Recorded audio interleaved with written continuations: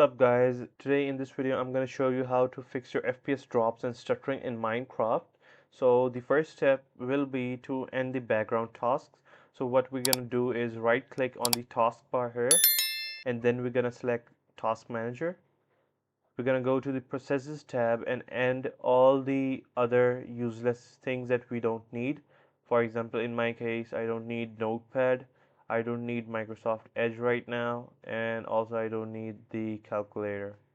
So after closing this, you can also end any other tasks that are using higher resources that you don't need, like updaters or any other apps in the background.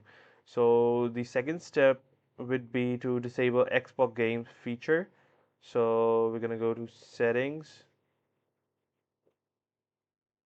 go to gaming, and then game bar, I'm just gonna put it off.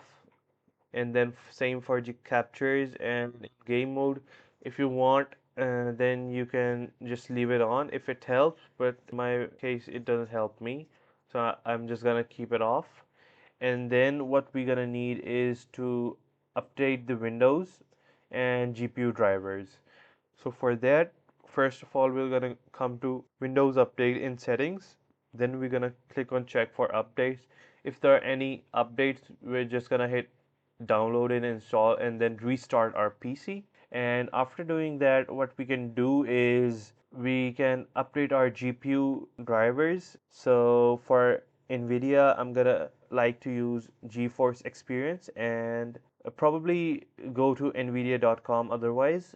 For AMD, you can use Adrenaline software or go to amd.com. For Intel, you can use Intel driver and support assistant. Some bonus tips for you guys are that you can use Optifine or Sodium Fabric for Minecraft to boost FPS, and other small tips include lowering Minecraft video settings like render distance, graphic, smooth lighting off, and particles to minimum. Also, what you can do is allocate more RAM to Minecraft if needed. 2 to 4 GB you need minimum for smooth performance.